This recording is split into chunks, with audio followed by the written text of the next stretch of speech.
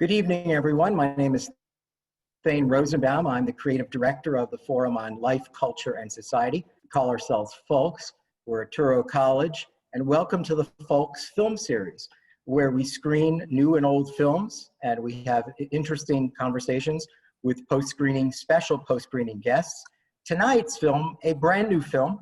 FOLCS had the advanced exclusive screening. Hopefully you've all seen the film in time for this conversation. Directed by Sergio Navarretta, who will be with us in a moment. And of course, the iconic star of this film, Gossett Jr., who many of you remember from his Oscar-winning performance in An Officer and a Gentleman. And then there are those who remember him for his Emmy-winning performance as Fiddler in Roots. And I really remember, among all the portrayals that he's had, I remember him in that 1970s movie, The Deep. And of course, A Raisin in the Sun, which I think is one of his first films with Sidney Poitier. I think that was in 1961. He is an iconic Hollywood actor. He's been in television, he has a wonderful role here and a very unusual role. So let's welcome Sergio and Lou. Are they with us? Wave to the audience, everybody. Great, thanks, Sergio. Thanks, Lou.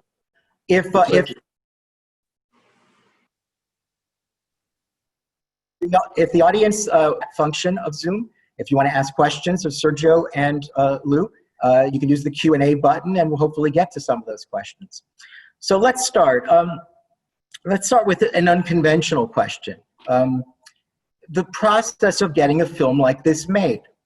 This is a really smart, important movie. It's a kind of movie in my mind that in the 1970s, studios would have jumped to make. A smart, important movie dealing with cultural themes, great music, fascinating cast, and a strong message that deals with mental illness. But today, knowing that studios are in a very different business of tentpole, blockbuster films that deal with superheroes, how, Sergio, and Lou, it's interesting to ask you this question because I couldn't help but notice that you are an executive producer on the film. You're not only starring in the film, you've got a lot of skin in the game here as an executive producer. So maybe you can tell our audience that really now it's so confusing nowadays, how films get made and how they get released. And nowadays, in the era of COVID-19, the question is, where do they get seen? We had an advanced screening, but where will this go next? Amazon, Netflix? Sergio, help us understand how this gets made. Yeah, I mean, I think ultimately we're in a new climate and change is imminent. And I think in some ways this pandemic has really accelerated things that were already in the air. People were thinking about, how people consume content. More and more people are watching movies and television shows, from the comfort of their own home. So I think the exhibition business has been taking a hard look at this and saying, how can we reinvent ourselves? As artists, we strive to create, and regardless of how people consume it, I mean, we still strive to tell stories that will connect to an audience, whether it's virtually through a computer, or ideally on a big screen. I mean, we went to the ends of the earth to seek out Cook Pancros lenses from the 1960s to shoot this movie. We used an authentic Kodak film grain that we applied to the image, the digital image afterwards. So, I fell in love with film because of the aesthetic of it, the magic of it, and the power of it. And, my first film was on 35 millimeters. So I'm trying to hold on to that so badly, but I'm cognizant of the fact that we're moving at lightning speed into a different place in terms of how we create it and how we distribute it. Lou, is it bewildering for you? You've come through the studio system. You've had such a long, productive career. And here you are in the middle of a pandemic, releasing a film that was screened on our platform. We're so happy that we were able to do that for you. I'm curious, what's the next step? I know the film did very well in the festival circuit before the pandemic. I think you won the two festivals that you were in. You won Best Picture in both of them, if I remember correctly. And then I think you went ahead and won a film festival, a virtual film festival. And so I don't know, is that the next step? And Lou, maybe you can help us also understand. I mean, this was a film that you obviously wanted to make because you even took a credit as an executive producer. So how did this happen for you? Well, a lot of points came. It's just like what they say in the A-Team. I like it when a plan comes together. From left, right, and center, whether this wonderful Italian director, this beautiful young lady, they followed me around the country there for a while. I wanted to give them some time, and they opened my heart. And that, I think, is the nature of the artist, to give time for the newcomer to come in and show. When they give a chance to show it to you and you get sold, of course, that has to be done completely. But I remember the years of My Fair Lady and Damn Yankees. But the film of the year, if you remember, was a film called Marty. Yeah. And then you got another one with Jack Lemmon and Shirley MacLaine. So in the middle of all this financial Hollywood movies come these little pearls. And what we have here is a little pearl. And it's Robert De Niro, one of my favorite actors in the world, did a pearl like that called Awakenings. And he had to play a man who had Alzheimer's. And I get to see Robert De Niro go from normal to an attack and back in one take. And I just fell. I just wanted to do that myself. I needed to try that. And raise the rate. When the project was presented to you, obviously, was that in your head that you had remembered the De Niro performance in Awakenings and thought, this is a real challenge? That's a real challenge, yeah. So when I had the real challenge, I said, well, now maybe I'll get a chance to do that here. But let's go back to the point you made before. I want to make sure that our audience understands. So you're saying that even throughout even the Hollywood system, there's always these films that just show up. These and they show up at the right time. Yeah, absolutely. Curves. You get these big movies, and all of a sudden you get No Place for Old Men. Right. Feels everything. Right. Then the one that came out of Mexico about the tailor. You remember the tailor? And then and they come in terms of these enormous films. So there's room here because of that pandemic for us to really refine our motion picture artistry, our watching. So I think it's when we come out of this, the industry will have grown because it's developing itself all kinds of films, the big ones, the small ones, and everything has fit now. So actually, our movie taste has gotten refined. Right. Sure, yeah. Sergio, so what's next? We were fortunate enough to be able to screen it on FOLCS platform. Where should we expect to see the film? Because we're all going to recommend it. What should we tell our friends how they're going to see it next? Well, July 31st, it rolls out in 40 different virtual screening rooms, I guess, in over 30 cities across America. And in Canada, we're doing a drive-in theater release across the country. So we're going to be doing a combination of virtual screens and drive-in theaters starting July 31st. So we're really excited, and thank you for the opportunity of, just to have our movie screen through your platform. It's an honor, and we're super excited to do this. Are you kidding, Sergio? Sergio, are you kidding? I'm going to be the guy that says 10 years from now, we had Sergio Navarretta when he just did the Cuban. That's what I'm thinking right now. Bravo. I want to, this is all on us. I want to show what great vision we have. Thank you. Let's talk. First of all, that's interesting what you both said. I mean, you clearly in the aftermath, while we're going through a pandemic, filmmakers have given a lot of thought about how to actually distribute their films. I mean, that's an incredible idea that everyone is going to see it virtually for a while until we go back to theaters. And we may entertain these people while we go through a rebirth. That's right. So it's a nice relationship. Let's talk about the film. The film is clearly so much driven by the music of Cuban jazz of the 1960s. I have a confession that I didn't mention to you both before, which is that I grew up in Miami in the late 60s and throughout the 1970s. So this is, for me, my mother's music. This was extremely familiar.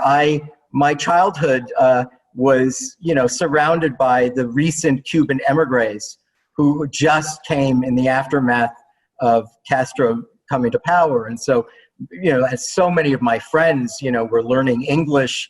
I mean, that was that very first generation in the 1960s. So this was very meaningful to me. And I have a lot of, thoughts about what we're going to talk about, because I'm sort of very much connected to that sound and that style. I was very intrigued at what Sergio said about even using special lenses, as if Absolutely. he was looking to capture, Havana, or looking to capture, the smokiness of those, either the Tropicana or the Copacabana, those scenes of, of Luis and the band together.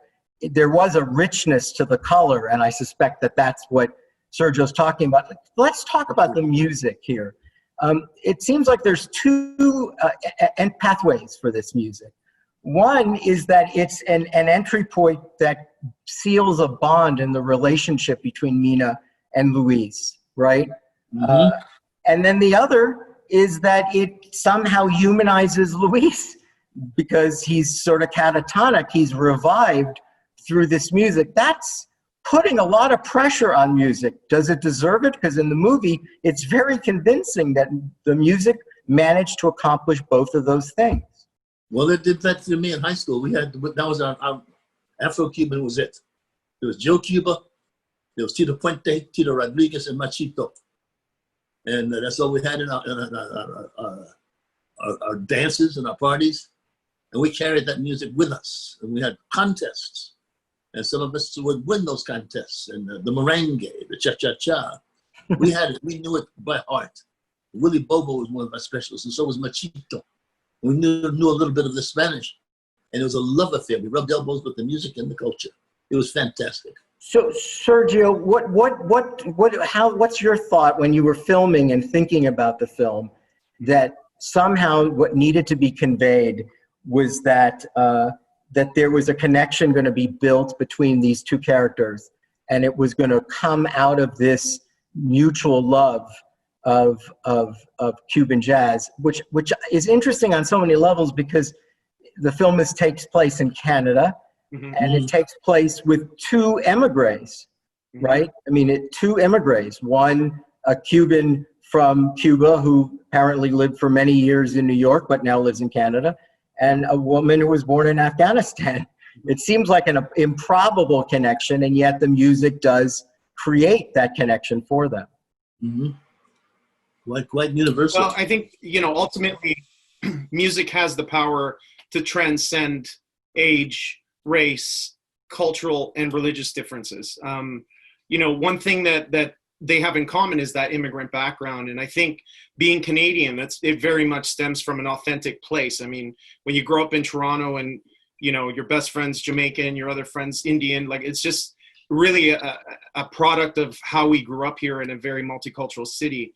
But the music is very powerful. I mean, there's top scientists and doctors at hospitals like Baycrest here in Toronto that are studying the effects of music on the brain. I mean, this is serious stuff.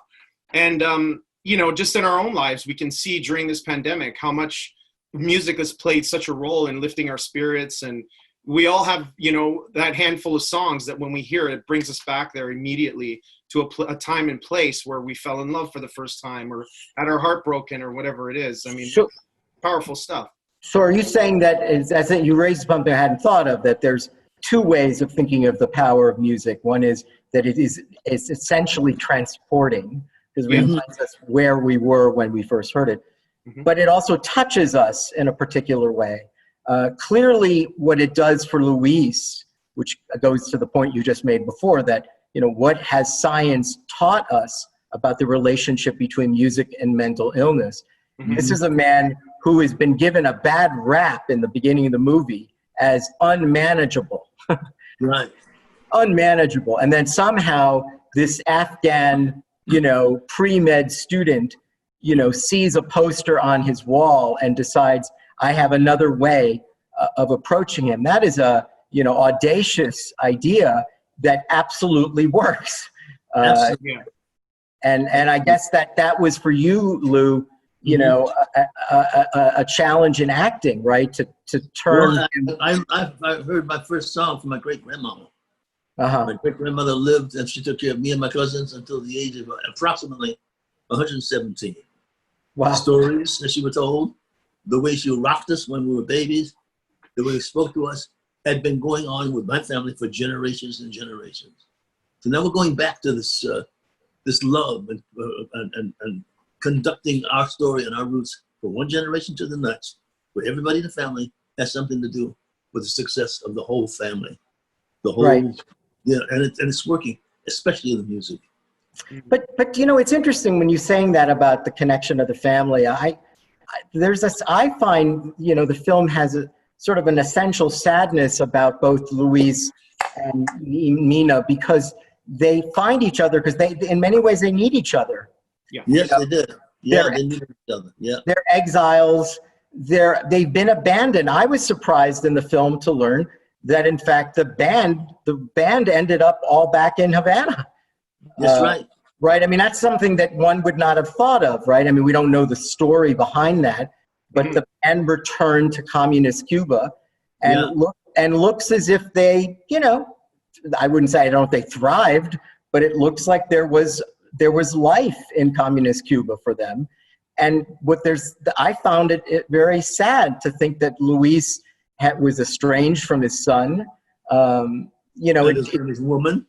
Yeah, and it's from his woman. It didn't seem as if the bargain of staying in the United States and then moving to Canada was such a good one after all. Mm-hmm.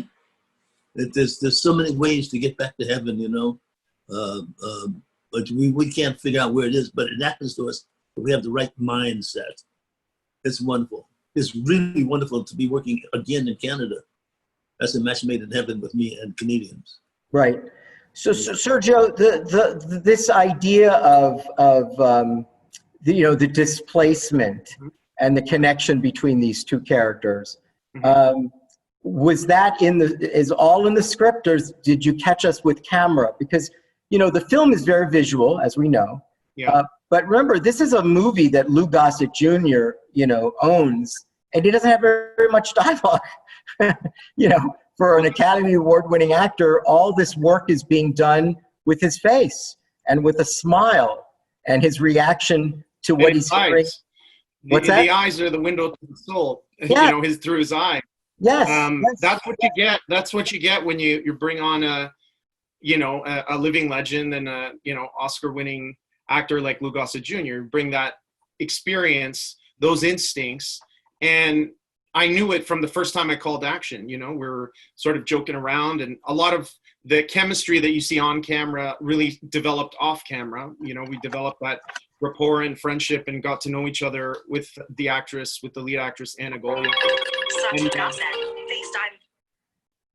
So I think a lot of that translated on screen, and you see it certainly in the close-ups. And you know, to your earlier point about the immigrant experience, you know, I think as a product of immigrants living in Canada, you know, I grew up in a place where I always felt displaced, never felt quite integrated or a part of society as we know it. And so, you know, I think even the writer Alessandra Piccione felt the same way, that this was sort of, in a way, autobiographical, and you know, that this, and I think it's universal. I think all immigrants coming into a new country feel that. So, you know, these two characters, regardless of age and background, come together and they teach each other something. You know, Luis gets his final hurrah, gets his last gig on stage, which, you know, fulfills his dream and comes to life one last time, and she comes into her own, and you know, being influenced by neorealism, I didn't want the arc to be massive where they run off into the sunset and life is great, you know, like people die, you know, life evolves and then it ends, and it's sort of a slice of life. But I hope that at least in the end, it you know, leaves the audience feeling somewhat hopeful. There's an interesting moment in the film, I thought, when Luis turns to her and says, she's an artist. You know, as if he's defining her. You know, you know, she's a pre-med student. We're not sure how committed she is to this. But it's Luis that is pushing her back. It seems like their family, also the Afghan family, has a connection to music. that has been. You find the artistry in when you call somebody an artist, you look at, whatever the profession is one thing. But when they connect themselves with sound and dance and painting and all that, there's the artist in them. And that's in everyone. But it's interesting when you shot the film, right? Because I think it's a very powerful idea that the connection is not just that they're exiled and immigrants. Of course. Luis is also saying we have the artistic sensibility. We're both artists. Absolutely. Which is it's interesting that the film, when they show the band, there is sort of a merger between the Elena and the Mina. Mm-hmm. So that it's as if he's imagining her in a way that she doesn't even imagine herself. And his imagination of her becomes realized, right? That's right. Yeah. Right. Which is really an interesting trick that only... Well, I had there's the thing, apropos of the subject about Alzheimer's and music and stuff like that. What happens is that the magic is so strong. Yeah. It goes from Anna to my fiance in front of my very eyes. And that happens to most people if they have Alzheimer's and if they examine that. So he goes into this face and he didn't think he was ever going to see his woman he loves ever again. And there she is standing in front of him. Right. So as an actor, you have to think about that. How are you going to do that moment? And the moment has to be real and organic. So when I looked at her, I saw my future wife. Right. And I didn't see Anna. So then somebody had to get me out of that and I had to look again. So there is one of the ways that I think elders go through Alzheimer's. Right. And remember... It really is, it's a testament to the power of the imagination. So I'm really passionate about this stuff because whether... I know people with schizophrenia and they're living in an entire world that's so real to them. I had an experience once in a nursing home where a relative mistaken me for somebody that she was in love with during World War II, a soldier. And she stood up and looked in my eyes and we had this moment and I could tell that whatever she was experiencing in her mind was as real as me standing there. So absolutely. So that inspired a lot of what you see. And I also went into nursing homes and met former artists and musicians and who were catatonic. And then we played music to them and I seen them come to life. I needed to witness that in order to pretend it, in order to represent it on film. And, that's sort of that was some of the work that I did, the inspiration and the writer to kind of come up with that. No, we've seen music in film before, even in a connection with, say, psychosis or schizophrenia. Shine comes to mind. Yeah. And of course, we've seen other films that deal with schizophrenia, from A Beautiful Mind. Yeah. But we've also seen a lot of films that, not a lot, but a fair amount, that the Cuban will now be listed among which films that deal with Alzheimer and dementia, like just recently, Julie Christie did Away From Her. Yep. There was a film with Judi Dench called Iris, about Iris Murdoch. I remember that, yeah. I think Julianne Moore did one film. What was hers called? Still Alice. Still Alice. And of course, one of those tearjerkers that everyone loves, The Notebook. The Notebook. These are all films. I'm wondering, as artists, is there more? It's a tough question. I don't think there's really a good answer. But is something about Alzheimer and dementia provide more narrative storytelling possibilities than the much darker visions of psychosis and schizophrenia? I mean, Schizophrenia, Sybil, these are dark, really hard to watch films. Is there something about the idea of someone reaching an age where they lose control of their memory, and that they're somehow, or lose in so many ways themselves, right? Trapped inside a mind that doesn't make the connection anymore.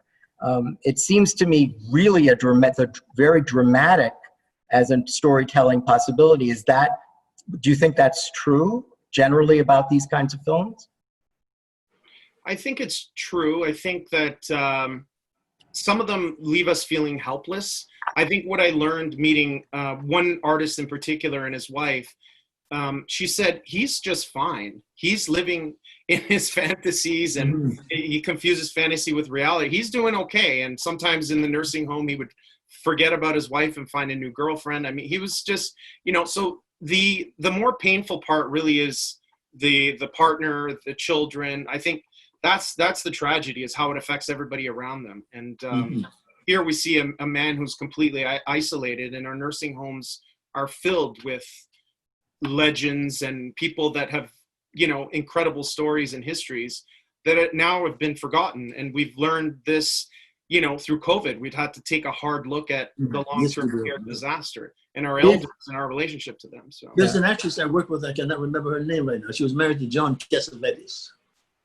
Remember Gina Rowlands. Gina Rowlands. She did a movie that made her a big star. Yeah. You remember the name of that movie? Is that the Notebook that she was in? No, it was something with a lady's name. Oh yes, of course. Gloria. Gloria, and then she did another one, very similar. Yeah, Gloria is the one that I remember.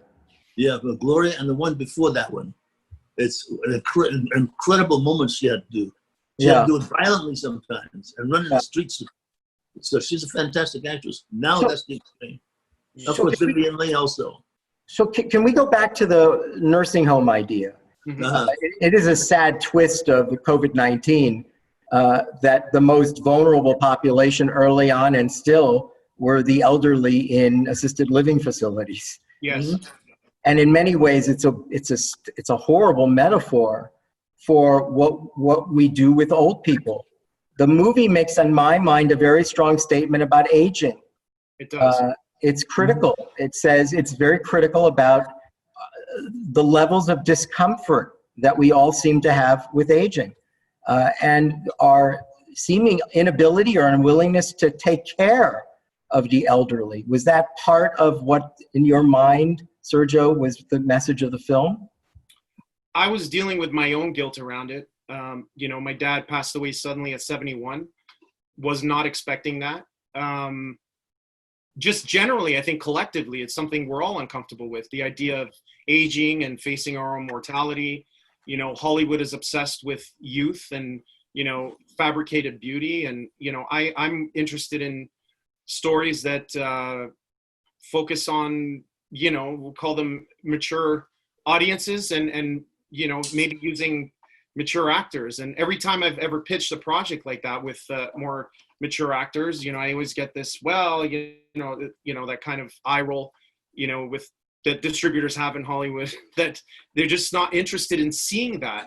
Yet, you know, the baby boomers are the ones that are going to the movie theaters, that have the disposable incomes, that have an appreciation for this art form generally. And then you have the 18-year-olds that are going to see, you know, X-Men and whatever tentpole films are happening. So I think, yes, it does take a critical look at that. And I think we've failed our elders, you know, like all our cultures, everybody on this call, you know, 100 years ago, our elders would be in the village square and telling stories and sharing their, you know, imparting their wisdom. And we'd go to them for advice and you know, and they were very integrated in society. Now we're all in this frenetic craziness of trying to make a living that nobody has time for our elders. So they're in nursing homes. So it's a disaster. Yeah, that one of the things that I said earlier when I thought about, you know, Luis is estranged from his son. He's living alone in a nursing facility, and the rest of his band seems healthier and happier in Cuba, which is, you know, it's again not the kind of twist we normally think of. Lou, I'm curious. You know, you are a legend in so many ways. Oh, that's a photo. That's a photo. The woman is 117, and I'm 17. Oh, wow. She's responsible for raising me and my cousins. This is a family member. Wow. Yes. Wow. Well, so you're saying you've got a long history of this level of respect. Yes, for absolutely. But keep them in. There's still stuff for them to do. Yeah. Well, that's actually an interesting point, because we tend to portray aging as if it's just old people waiting to die, right? Well, it's the mentality of sending them out to pasture, which is what they accept that thought process, and so it is. There's other ways to go in all ages, I believe. Right. And if we get back to that stuff that is expected of us, then that stuff will get back into normal. Well, one of the things the movie sends the message is that there's still more living. Absolutely. You know, this idea that not only should be out to pasture, you know, the scene of returning Luis to a nightclub to take the stage, how electric that scene is shot. It's not just the color. It's not just, you know, Lou Gossett's smile. It's electric. And why? One of the reasons is because it's like a Rocky movie. You know, you're rooting for the elderly man trapped inside his mind, who is now finally almost reclaiming his life on stage, doing what he always did best. Yes, that's right. It's a great reference, the Rocky reference. Good reference. Good catch. It's a romantic idea in many ways. Yeah. But Lou, I was wondering, I hope you'll be able to hear this question because it's asked respectfully. You know, you are among the original badasses. I mean, you kicked, you know, Richard Gere's ass I mean, I saw that. That was, you know, it wasn't even close. and if anyone saw The Deep, I still haven't gone scuba diving again. I just gave it up. I did, Lou. You did that to me. So this is a humbling, you know, I mean, I look at you now on Zoom and you know, I don't even want to know how old you are. You look as robust and alive as you've always been. But this was a movie that tested your ability to act limitations, right? The limitations of Luis. You know, one of the things that I loved about the film is he plays the guitar, but not like the old Luis, right? He doesn't have the skill. He tries, but it doesn't work anymore. Exactly, and I think that is what makes it so tender. And again, maybe the point that Sergio said before, which I'll re-examine a moment, the Italian, you know, neo-Italian realist, as if to say, of course, what do you expect? You know, he can't play like he did play, but it doesn't matter because he's playing, and in playing, he's alive. And just the memory of it. Just the memory of it. Yes, and it's also sending a very strong gauntlet being thrown down that an old man has the right to die on his own terms. Exactly. Absolutely. To leave with the levels of dignity, not to be confined, you know, and literally staring out the window in a catatonic state. And somehow this Afghan, you know, pre-med student knows this. What about the idea of representing on film the memories of Luis, you know, the attempts for him to again reclaim who he was? One of the films we did a few months ago in connection with a different series, Conversations on Essential Cinema, we showed The Pawnbroker. The Sidney Lumet film from the 1960s, which is an early film that attempts to convey the mind in the process of remembering. Which you can't do. And also, you know, that was an amazing film because it was, you know, it's a film about the Holocaust and there's only 2 Jews in the movie. Everyone's African American and Hispanic. And the film is shot in Harlem, you know, and you say, that's right, Sidney Lumet. I say it's the quintessential Holocaust film, and you go, how can it be? Well, it is. Right. And Quincy Jones wrote the score. Yeah. Wow. But I think that this is, you know, what Sidney Lumet was doing in the 1960s. It's clear that Sergio Navarretta was doing here, right? The different sort of cinematic techniques that you use. Can you talk a little about them? Because it seems like several different things are going on filmically that were used to give you the sensation of what Luis is remembering or trying to remember. Well, you know, ultimately, we don't want to be limited. So when we go inside his mind, that was honestly in our prep meetings with my team, and I give a lot of credit to my cinematographer, Ciliana Cardenas. I mean, we had extensive discussions about every camera move, every frame. What a wonderful experience to be able to do that. And oftentimes a director in TV now doesn't have that luxury to have those deep and philosophical discussions about why things should be a certain way. But you know, we took some I took some liberties. You know, there's that Fellini-esque moment when we go inside his mind, and yes, and that was the hardest thing to communicate to the crew because they couldn't understand at first when are we in his mind and when is it reality? And I said, it doesn't matter, you know? Well, also, remember, Lou is here, and he had to act that without knowing what that scene actually looks like, right? Mm-hmm. And he pulls it off. That's what a brilliant actor does. But I mean, Lou, I don't know what you were thinking, but you probably weren't imagining the colorful, dreamlike, experience that Sergio gave us. What you do, you put out the tasks as an actor. And you see, you have tasks that you plant in your mind just in case you hit moments that remind you of going there. So in preparation for that scene back at the hotel, I created a whole world. But if anybody, if Luis gets some kind of impetus to touch that, if I see a dance or a look in a woman's eyes, that will bring me to that moment. And the girl, Anna, she brought me to the moment 2 or 3 times. So much so that I fell head over heels in love with her. When a young man went to dance with her, I thought it was my man taking away my woman. So I allowed that to have in subtext, it's called, for the actor studio. And then there was moments to allow me to go there to have that experience. Yeah, that was an interesting scene, Lou. I don't know how Sergio directed that, because that was, that scene, that's the one time we see what we were told that Luis can do, an act of, spasmodic violence. He lashed out, but he recovers quickly, right, as he's being brought to the stage. And I wonder, right, that it's interesting that both things are happening at the same time.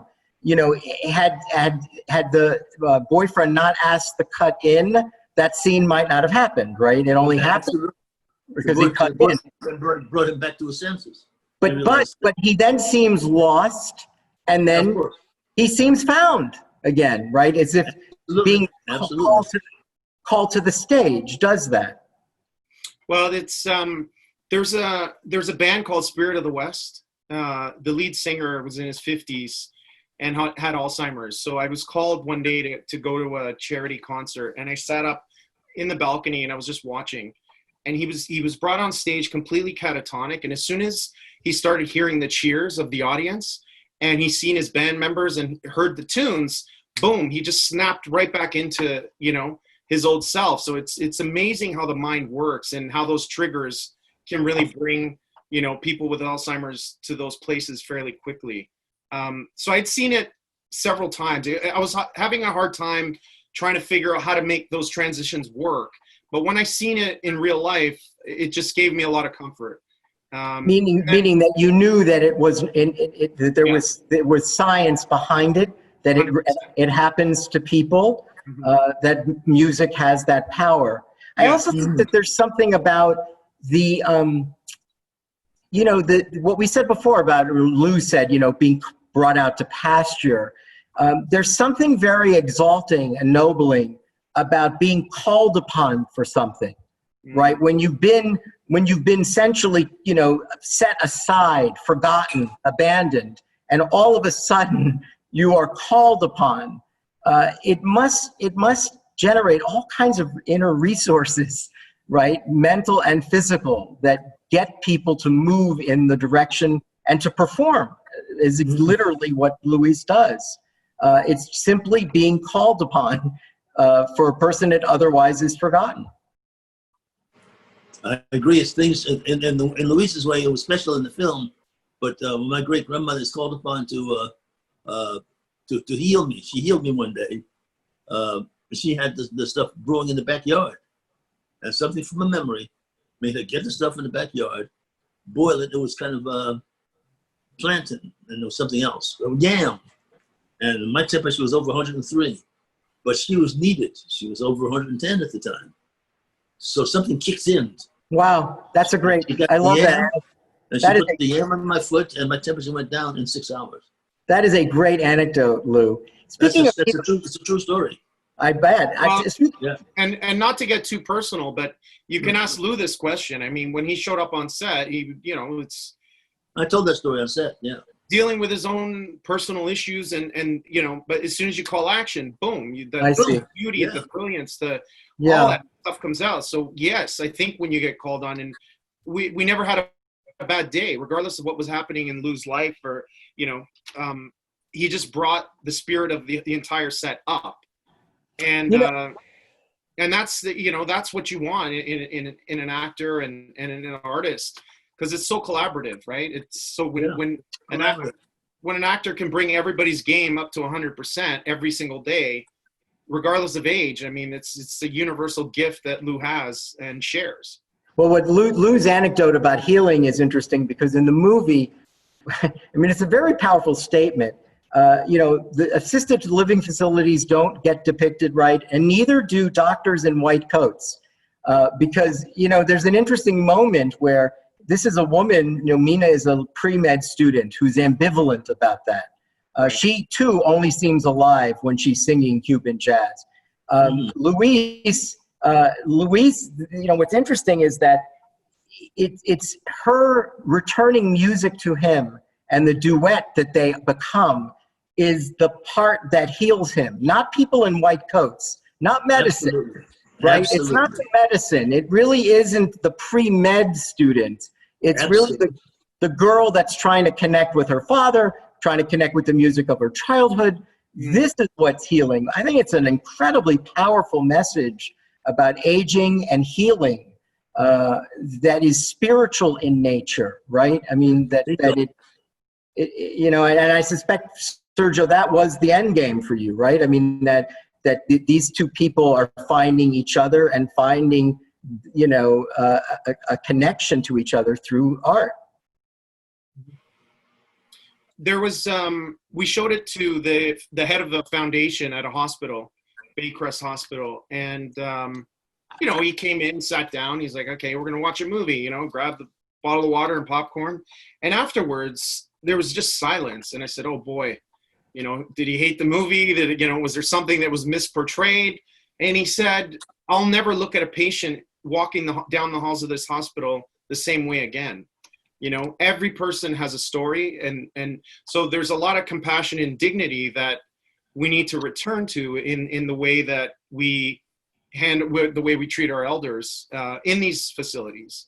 And there was a doctor at Pan Africa who saw the movie and said it was beautifully portrayed, and we should be showing it to more people in health services and in the medical field. So it's what more could we hope for? If it's connecting people in that way. It's very strange, because we're thinking about progress in medicine and chemistry.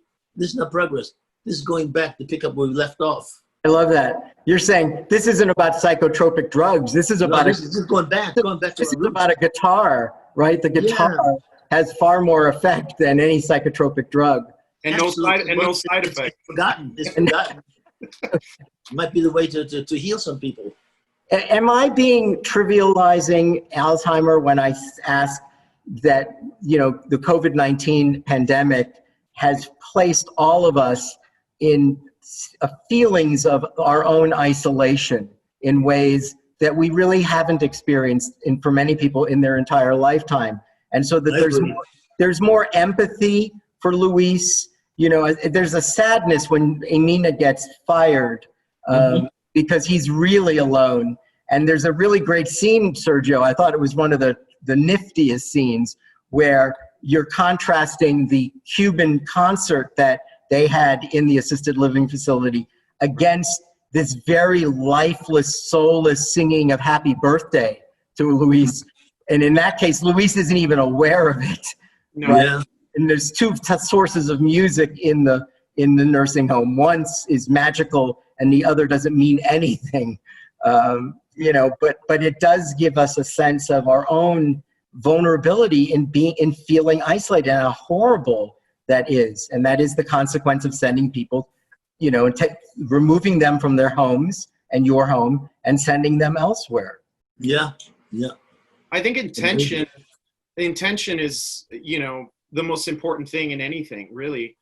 So I guess I can't remember exactly, but my direction to those wonderful actors playing the nurses was that this is just another day at the office for you. It's another patient who's a number and another birthday, and they're sort of just going through the motions. I mean, I'm sure on some level they care, but they're detached, and that's why it's not affecting him. So What about, and I think this is what you were saying before about, you know, your use of color and the camera. I mean, look, I grew up in Miami, so I'm, you know, to me, the Godfather 2 has meaning because I grew up in Miami, right? Mhm. You know, I mean, I understand what Godfather 2 is about. I get it. I even wrote a novel that is somewhat based in that experience of 1972 because I know what that experience, that exile from Cuba connection there is. There is something, I think, romantic in art about that period of Cuba, 50s and 1960s. The music, it seems to be intoxicating for people. A really close friend of mine, Oscar Huellos, unfortunately is no longer alive. He wrote the Pulitzer Prize winning novel, Mambo Kings Sing Songs of Love, Wow. which was made into Mambo Kings, and which was a wonderful movie. You know, that also, am I right in saying that there's something magical about the music and the color of Cuba in the 50s and 1960s? Lou, clearly it's something that your childhood reacted to. Your friends were singing and playing that music. Yeah, it was very magic. Very. None of us had been to Cuba. We had been to Florida, but I'd never been to Florida or Cuba. But something magic about that romance between Africa and the Latins, and that music, and the willingness to go there. You know, my first dates were with Tito Puente and Machito, and they were named, and you could know what of those artists did what songs. We'd win all the contests, and they had little clubs for us to continue to entertain ourselves. It was very, very nice time in childhood. So Sergio, you stepped into this too. Something, I know that you have a musical background of your own, but I wonder whether you too connected to this period, because let me just say, even Mina connects to this period, right? She remembers, this is what my father used to listen to, right? This was the music in Afghanistan, of all places, in Kabul, right? There's something, I think, magical about that time.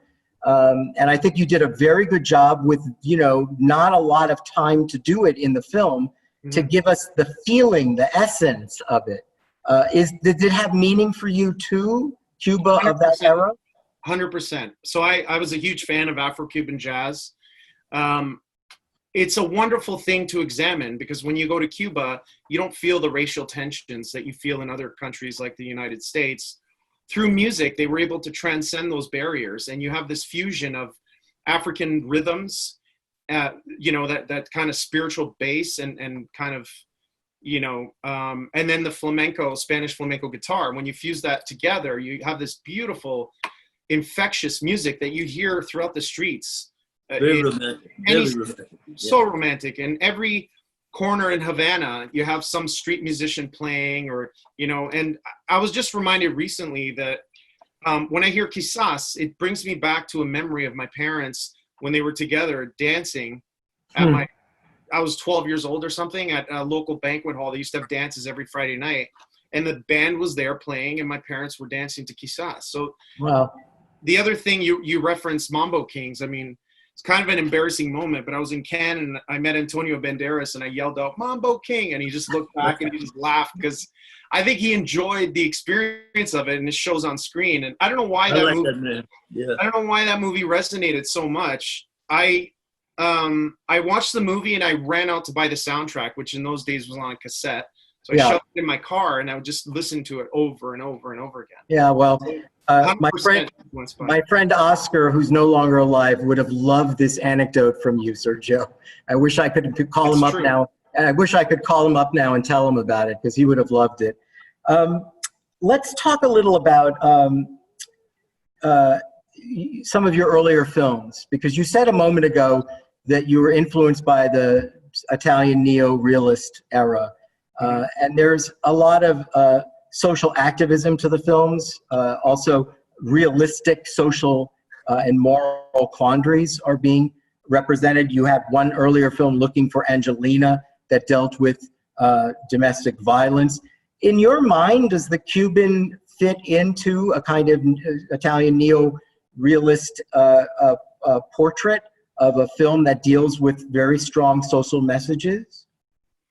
100%. I think it's a continuation I hadn't thought about looking for Angelina in years, but when I think about it, even the aesthetic of it, the ethos, that just the undercurrent of it, the drive of it is very much in the same vein as the Cuban, and it's visceral, and that's what I wanted. And it's an examination of the human condition. Neorealism, even La Dolce Vita, which, I was on a thing the other day debating this with a film critic, it's a social commentary. The opening scene, you have like a statue of a gold Jesus flying over the city of Rome, where the Vatican, resides, and it's a criticism of these institutions. And when you can use film responsibly and communicate a social message, I think that's the thrill.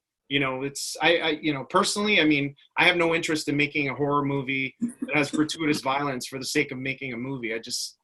It takes too much time and too much effort to do that. So try to make a difference, I have to say, Sergio, it's very refreshing to hear from a young filmmaker who looks to that time period and the aspirations of those filmmakers and says, I want to do stuff like that. I have to say, I admire that greatly. Thank you. Louis, I can't not ask you before we take some questions from the audience. We know that you've also been a social activist. Have a foundation called Eraseism it's a perfect name, obviously, that deals with a number of other things from cultural inclusion to racial diversity. We are living in a time, a very special time of heightened racial sensitivity.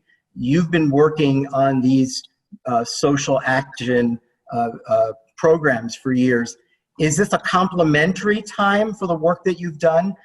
Do you think that Black Lives Matter has served the interest of social justice and racial justice? Does it serve the interest for the time being? I think we have got to go a little further. Black lives definitely matter because that's where all the attention was. But Latino lives matter. All lives matter eventually. So I think that when we get to that place where there is sensitivity between the races and the religions, we can communicate properly. I was not raised in a black neighborhood. I was raised in a poor neighborhood. I was a post-depression child. We all lived together. We were all poor together. And the children did things like broomstick handles instead of bats. And third base was the Chevrolet on the left. And the girls had chalk and rope. And that's all we had. Anything that separated us was gone. So if my parents didn't get home in time, I could have some gefilte fish, or some menudo, or some lasagna, or some fried chicken. Depends on who was home. And I was raised like that. So when I got that first bout of racism in California in 1966, I didn't understand what those cops were talking about. Wow. But I learned how to survive like Fiddler did in Roots. But now, full circle, the world is suffering from this violence. And if I want to leave a legacy to the young, I want to return to that place where we desperately need one another for our mutual happiness and survival, which is absolutely true. That's the only answer that's left. It's going to take mankind to save mankind.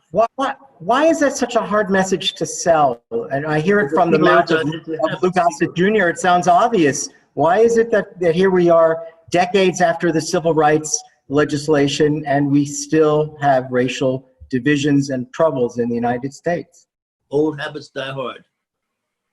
Old habits die hard. It takes what we think is a courageous move. It's really the most simple.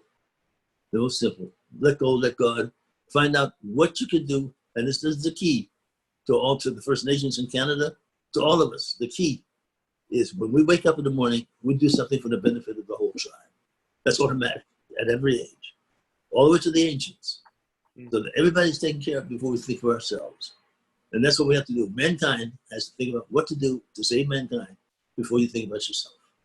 You know, there's something magical, but Sergio, you can imagine, I'm listening to the man who won an Emmy for playing in Roots. I was just mentioning to one of my daughters the other day about Roots. It had such an impact on America. Remember, this was a time when there were only 3 television networks. There was the entire we were afraid of it. Watched it. You know, there's nothing like that today. The entire country watched a television show that Lou was in. It had, for many people, was maybe their first introduction to the Middle Passage, their first introduction to really thinking about the full sweep and scope of slavery in the United States. And here we are in the year 2020. And Lou, look at the what's Raptors that, Lou? alone. The Toronto Raptors alone. Such a beautiful example of what I'm talking about. Yeah. Well, Yeah. when I met Lou for the first time, and we met at his home in Malibu, when I walked in, the first thing I see is the picture of Lou and President Obama. And I walk in and I see the poster of Roots. And of course, all the accolades, the Emmys, the Oscar. And it was just overwhelming because I remember when I was very young, my parents sat me down and made me watch Roots. And so in those days, we would all sit on the couch together as a family and experience this very impactful series together. And it was on everybody's mind. And it's tragic that here we are in 2020 still having the conversation. Lou, you mentioned something to me off camera about, you're waiting for an era in which African Americans will be called American Africans. Yes, that's what I call myself, an American African. I love this country. It's yet to grow up, but those words are absolutely gorgeous, that we hold these truths to be self-evident, that all men are created equal, they're endowed by created with certain inalienable rights, and among those rights is life, living, and the pursuit of happiness. We haven't got there yet. We just have not gotten there yet. But it's beautiful. So Lou, you just said how beautiful those words are, those Thomas Jefferson words. And you know that we're now living in an era where there are people that believe that we should be, in fact, toppling the statues of even our founding fathers, Jefferson among them. We know that Jefferson owned 200 slaves.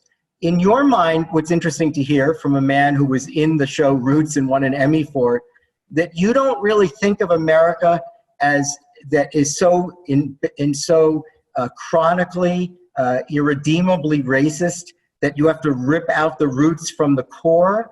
I mean, you obviously don't feel that way, or it doesn't sound like it. No, I don't feel that way because history has repeated itself. You think about when Jesus had his cross going up to Mount Calvary, and the Christians were crying as he went up, and they followed him up. Now, they had a choice. They had a choice of fighting those centurions, or they had a choice of loving Jesus as he went to the cross. And the last thing Jesus said was, forgive them because they don't know what they do. We're hitting in the category, in the age of mankind, not white mankind, not black mankind, but it's in the age of forgiveness. And when we get those messages from who we believe in, it can't be us. It's got to be some religion. It could be Christian or whatever it is. But we know that the message we get on a daily basis is that we are not in charge and never will be. But we are great subjects of humanity when we get ourselves in a position to get divine messages. Mine is I get my divine messages from God. My divine messages from God is to make sure that my health is pretty good. My day is pretty good. I pray and meditate. Whoever I've met, I have to be positive. I have to understand. It's called the St. Francis Prayer of Assisi. You want it specifically to understand, randomly understood, to bring brightness when there's darkness. And what I do as a profession makes that happen beautifully. I get rewarded when I have a positive influence on people, whoever they are, wherever they might be, and what they look like. That makes my day. I get rewarded by that vibration. What a way to live, as opposed to looking at somebody another color and beating them up or shooting them. Well, if you have a choice, which one would you do? It makes no sense. Yeah. It makes no sense to get to the keys to the kingdom by shooting someone or Right. stepping on somebody's neck. It doesn't mean what my mind, it gets into this full of bricks. I can't figure it out. Why does that look like it makes sense? As opposed to shaking hands and understanding rather than be understood. Let's take a few questions from the audience and we'll say goodnight to Sergio and Lou. First of all, someone didn't ask a question but answered a question you had. The Gina Rowlands film that with Nick Cassavetes was A Woman Under the Influence. Absolutely. Thank you. All right. So thank you, audience, for one. Another audience member says, Lou, love your T-shirt. Where can I get one? Love the movie as well. So touching on so many levels and in so many aspects. So Lou, is there a way to right to get a racism T-shirt? Well, I'm in negotiation with the NAACP because they've gotten bigger than me. I'm giving it to them, and I'm just going to be the spokesperson. But if you put your names and numbers in a certain place and send it to me, I'll make sure that you get that T-shirt and you'll get the right size until that transition happens. I'll make sure you get it. We'll keep that audience members' information, and we'll hope to hear from you. Let's ask. Here's a question, I guess, for Sergio. For Sergio, what is something you learned from your earlier films that you brought to this film? Wow.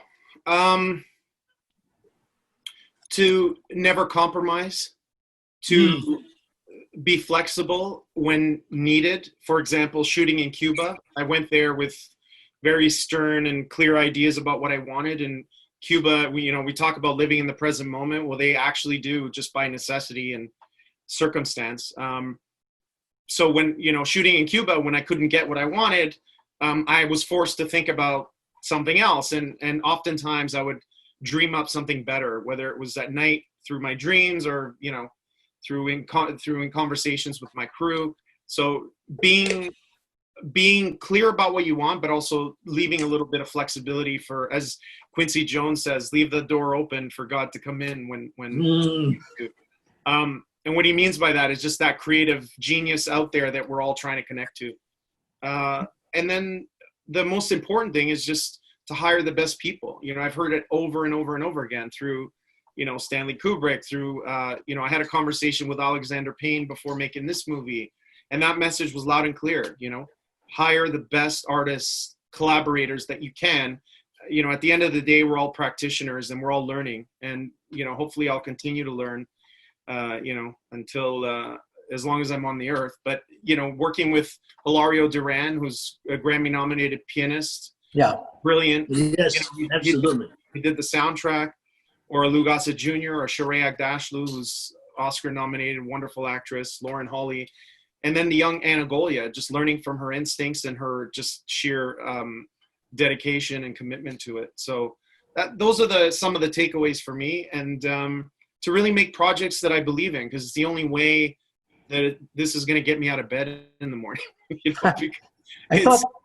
I thought the decision to return her to Cuba, not Kabul or any place else, but to have her return to Cuba, and to revisit the world of Luis that he lost. It was a really wonderful ending. Not a Hollywood ending, just a wonderful ending. Thank you. Let's take one more question, and then we'll say goodnight to Sergio and Lou. How do we return? This was a person who said, what an intelligent film. Thank you for this, so hopeful. I loved it, love it, love it. And then he said, and he loved this illuminating conversation, how do we return to the compassion and dignity that Sergio was speaking about when it comes to our elderly? Do we have any answers? I mean, Lou was talking about some things that we could do or should do with respect to racial justice in America and race relations in America. Is there something are there some wise words that we can also offer to the audience about how to provide more dignity for the elderly in their last years of their lives? Take a message from that nurse. What she had to do, she did a lot of things to get to Luis. There's always a pathway to those elders that you know nothing about. But once you get them, keep them. It gives them a couple extra years of relevance on this planet. And they've got some gold comes out of those mountains and those energies. The Cuban, a wonderful treasure of a film. Tell your friends about it. Recommend it to everybody. I think in Sergio Navarretta, we have a really young filmmaker that we should keep looking at because we're not going to forget him. He's going to remind us with his future films.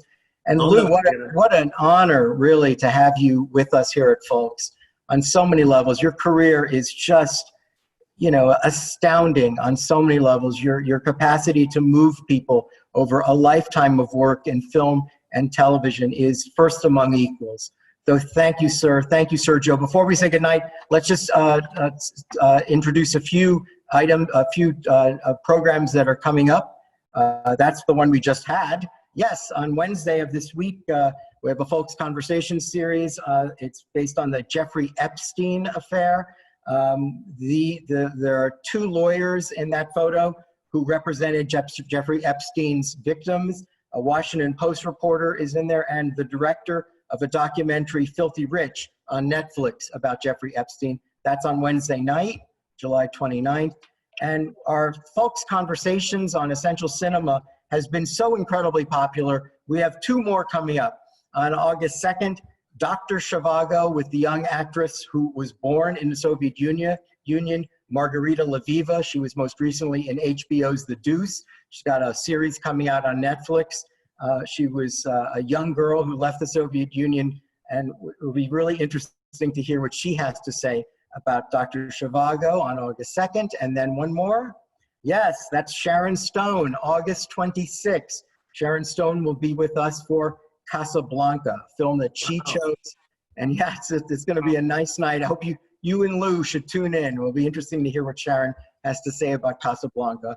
And then, of course, for our filmmakers, those who see Sergio Navarretta and say, I want to be just like him, we have good news. Our call for entries are being extended to July 31st. This is our annual international short film competition, a film in any genre, 20 minutes or less, dealing with social justice themes.